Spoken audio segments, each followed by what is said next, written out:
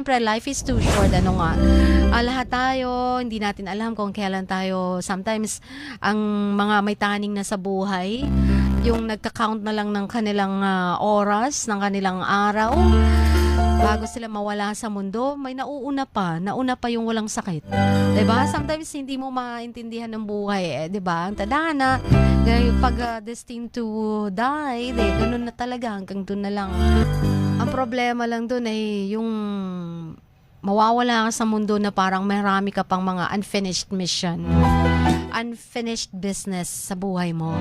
Dahil parang naging slow ang pagkilos mo sa especially pag-achieve mo ng mga pangarap mo, o kaya yung pag-express mo ng love sa family mo, or something like na take for granted mo yung mga bagay-bagay na mas mahalaga kaysa sa pagka-busy mo sa